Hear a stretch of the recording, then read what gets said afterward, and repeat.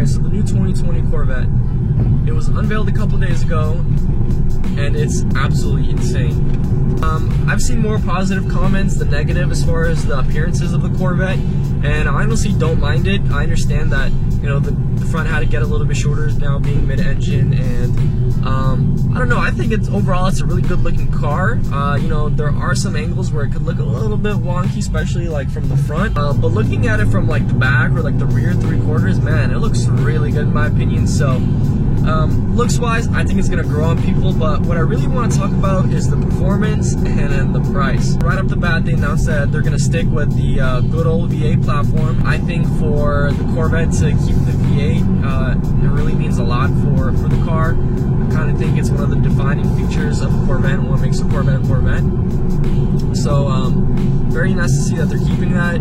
Now this V8 is going to be making about 500 horsepower. I think it was something like 480 or 490 if I'm not mistaken, which, you know what, it's a decent amount. I think it's only about like 20-30 more than the previous generation C7, and then somewhere similar as far as torque. I think maybe like 20 more pound-feet of torque, which again, really good numbers, but nothing to really go crazy about.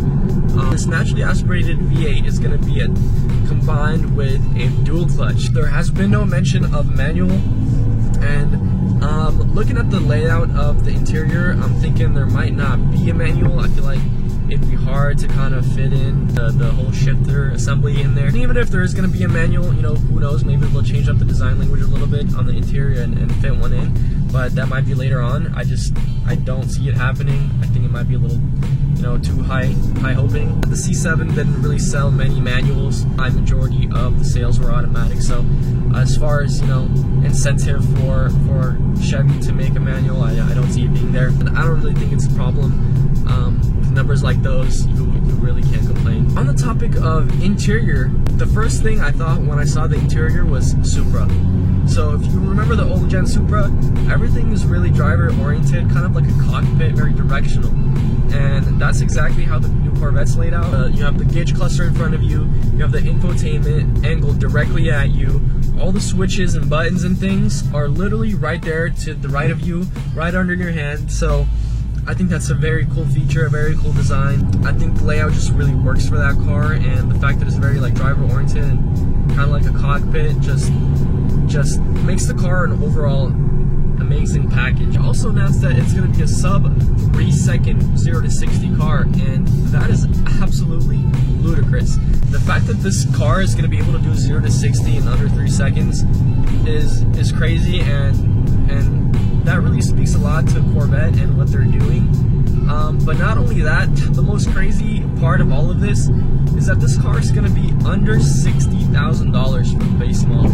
So you're basically getting a supercar for a fraction of the price. I mean, that's crazy. And then we're talking about the base model here, so we're not even talking about Z06 or even ZR1. So Chevy's doing something really interesting here in the car industry, and I think that's gonna really change things up a little bit. I mean, I'm really curious to see how that's gonna affect the supercar market. You know, I feel like a lot less people who are buying supercars because they want those numbers are gonna be buying supercars, and instead are gonna be interested in something like a Corvette because you can get those numbers for a quarter of the price.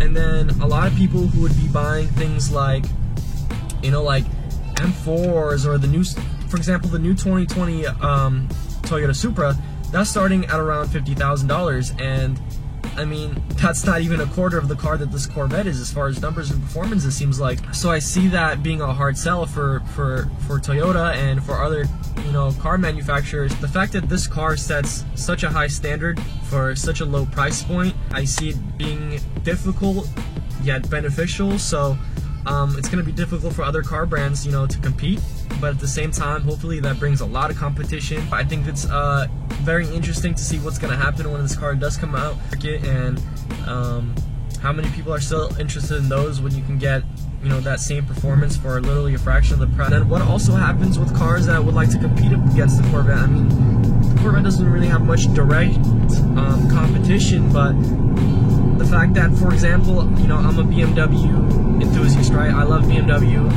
I own an M235. Before this, I owned a 06 330i.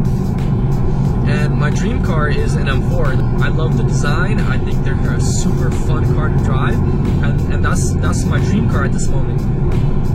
But you know, seeing this new Corvette, the fact that a new M4 is like 70-80 grand, that I can get a car that just literally outperforms in every category for less is insane. And I think other car brands should kind of use Chevy and the Corvette really as an example to what can be done, and I think they will when they kind of see the sales that they're going to be happening with the new Corvette. It's a very interesting time to live in as far as the car industry is concerned. A lot of cool things, cool changes, you know, electric is popping off, so very interesting to see what's going to happen with this new Corvette and how well it's going to do and how the industry is going to change as a whole. For a long time, the Corvette has had the stigma of kind of like an old man's car, and I can understand why that's been a thing. I've never really found the Corvette design language appealing, in my opinion. I really only started to care for the Corvette design from, I guess, the C6. The C6, you know, I was kind of like, ooh, that looks pretty nice. But again, I can understand why the younger scene wouldn't really like it. And then when the C7 came out, I think that's when a lot of people were like, whoa, that looks really modern and cool, you know, maybe I should get one of these, you know what I mean? But that's pretty much it from you guys. I hope you guys enjoyed this video. Again, let me know what you guys think in the comments down below, and see you guys on the next one. Peace.